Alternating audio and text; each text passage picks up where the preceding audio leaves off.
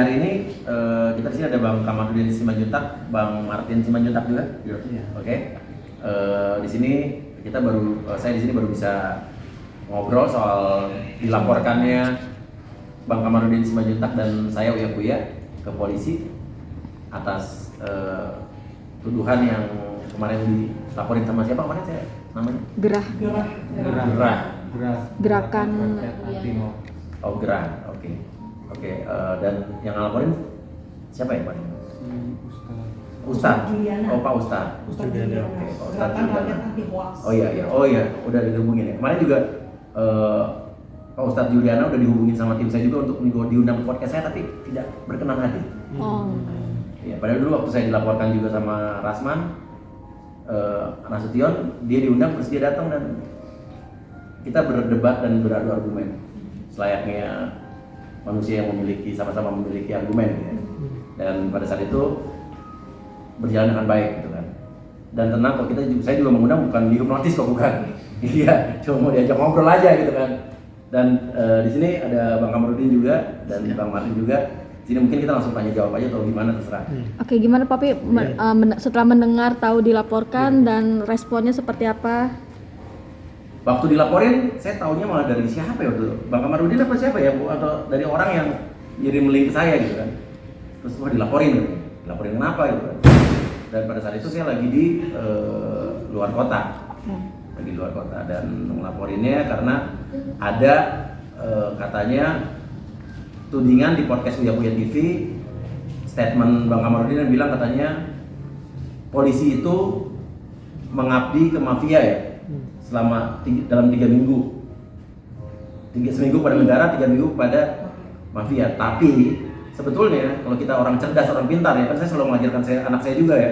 Kalau kita orang sekolahan diberikan akal sehat, kalau kita melihat suatu tayangan dan kita mau berasumsi atau membuat satu kesimpulan, kita harus nonton secara utuh. Janganlah, saya harus selalu memberikan pesan pada anak saya, jangan membuat satu kesimpulan kalau kita nontonnya setengah-setengah atau cuma dari potongan-potongan. Nah, setelah saya lihat pas itu, kan saya lihat nih, ternyata isinya adalah Bang Kamarudin bilang gitu kan, bahwa di statementnya nih ya, polisi katanya mengabdi ke mafia, mengabdi pada negara 1 minggu, 3 minggu pada mafia. Terus saya bilang nggak semua Bang, kata Bang Kamarudin, iya rata-rata untuk polisi katanya yang memiliki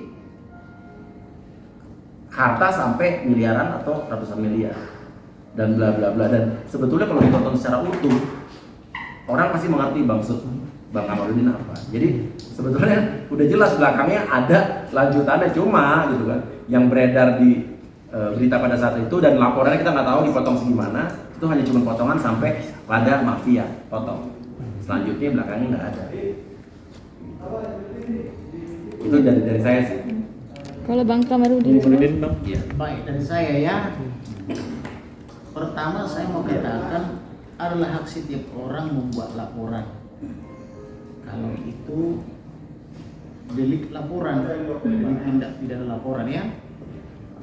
Kemudian kalau dia delik aduan, maka hanya korban yang berhak mengadu. Kalau dia bukan korban, dia tidak punya legal standing sebagai pengadu atau pelapor. Lalu masuk kita ke materi yang disebut dengan fitnah atau pencemaran nama baik. Siapakah yang terkena fitnah? Siapa yang merasa tercemar nama baiknya? Itu dulu. Apakah orang yang melapor ini merasa tercemar nama baiknya atau merasa terfitnah? Itu dulu ya. Itu yang pertanyaan pertama.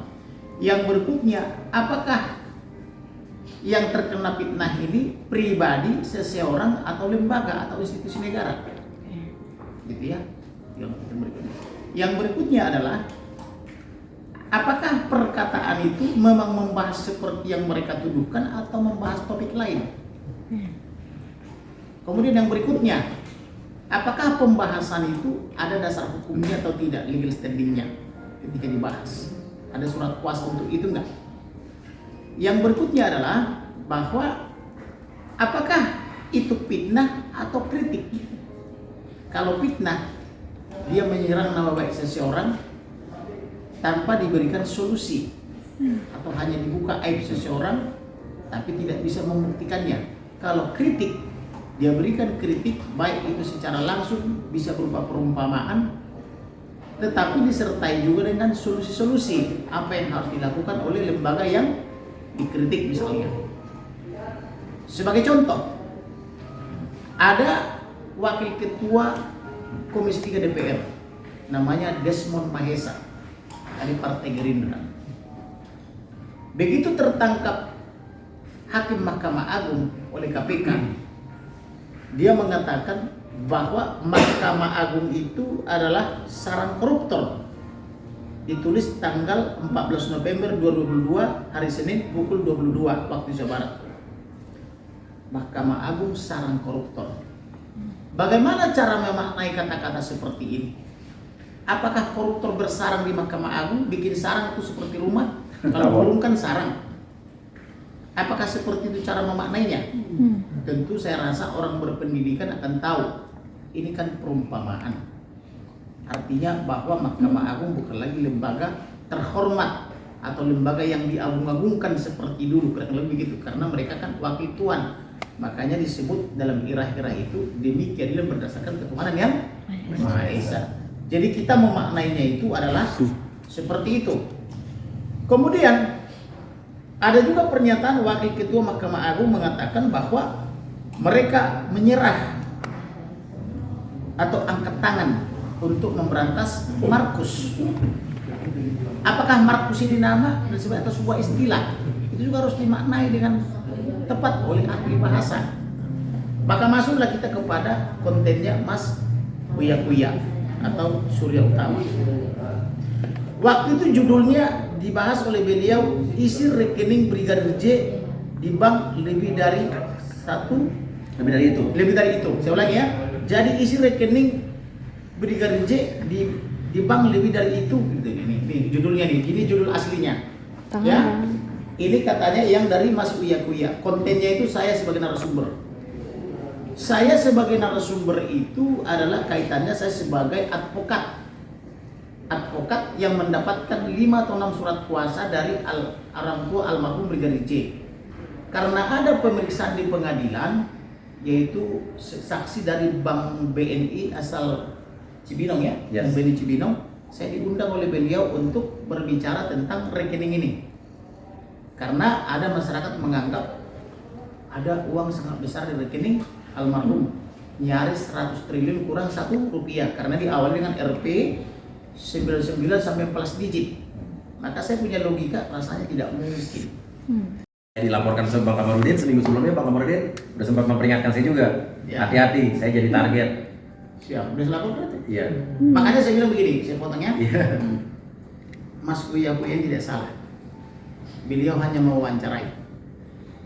Adalah dijamin oleh konstitusi hak berpendapat. Setiap orang dijamin berpendapat, bahkan mengkritik. Kalaupun dinilai ada kesalahan di sini, dilimpahkan ke saya. Saya bertanggung jawab 100%. Jangan ke Mas Uya Kuya. Dia hanya sebagai narasumber. Hanya sebagai pewawancara. Sama halnya dengan undang-undang pers. Apakah wartawan dilindungi? Menurut Undang-Undang Nomor 40 Tahun 1999 tentang pers, wartawan itu dijamin dan dilindungi oleh negara. Lalu bagaimana kalau ada pemberitaan wartawan dianggap merugikan atau menghilangkan hak seseorang atau merugikan, lalu kita bilang ada hak jawab. Maka yang bersangkutan sampaikan jawabanmu kepada wartawan yang bersangkutan atau kepada media yang bersangkutan. Ada hak koreksi, dijamin undang-undang. Oke, saya mendengar dari Mas Uya Kuya ada pengacara Ferdy Sambo dalam tanda petik menghasut dia. Hati-hati memilih narasumber. Sudah saya screenshot. Namanya Arman Hanis. Bukan aja, nggak usah pakai inisial. Lalu dikasih tahu sama saya, oke, undang dia dari narasumber. Apa yang mau diklarifikasi? Karena saya harus objektif. Tadi nggak mau dia bang, kata Mas Uya Kuya.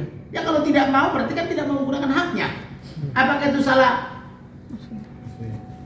Mas Uya Kuya? Ya enggak dong. Yang jelas kalau Mas Uya Kuya memberikan kesempatan yang sama kepada saya sebagai kuasa hukum Joshua, memberikan pernyataan atau keterangan, tapi tidak diberikan kepada pengacara Ferdy Sambo, dia baru salah.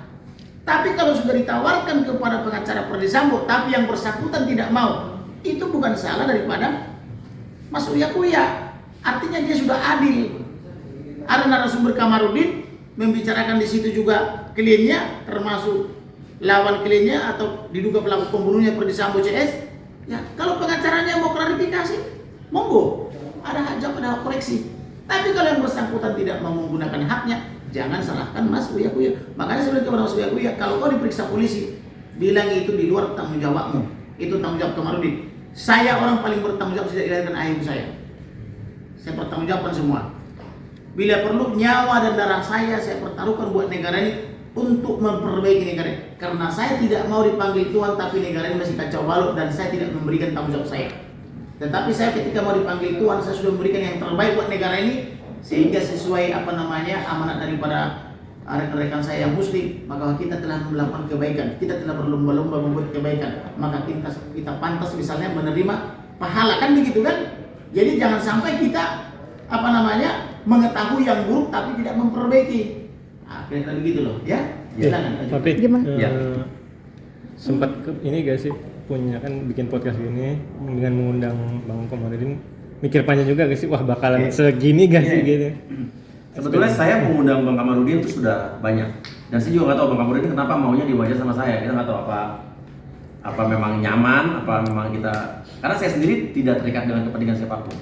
Jadi kalau bisa dipilih, disuruh memilih itu kan, konten saya dulu entertainment, ngeprank segala macam, itu viewersnya dan uangnya jauh lebih banyak dan lebih mudah buat saya, nggak usah mikir nggak dilaporin polisi segala macam. Tapi beberapa bulan terakhir ini kan ini adalah pilihan gitu. Ada pilihan, mungkin ini kan konten saya jadi serius kan gara-gara kecebur waktu dulu kasus Rasman ya. Cuman akhirnya keterusan dan saya ngerasa gini loh, saya sarjana politik, tapi selama saya jadi sarjana mungkin saya belum, kan saya kuliah di UI, dibayarin negara, dibayarin rakyat gitu kan. Kita juga harus punya tanggung jawab ya sebagai mengemban, mengabdi pada rakyat gitu kan.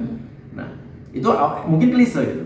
Tapi waktu awal-awal saya wawancara Bang Kamarudin gitu kan, baru 2 kali sudah diintimidasi oleh beberapa orang yang nanya, hati-hati kalau mengundang Bang Kamarudin. Yang ngomong ada pengusaha, ada orang penting, ada juga pada saat beberapa bulan lalu pengacara juga ngomong. Saya jadi penasaran loh, kenapa kok saya diperingatin gitu kan.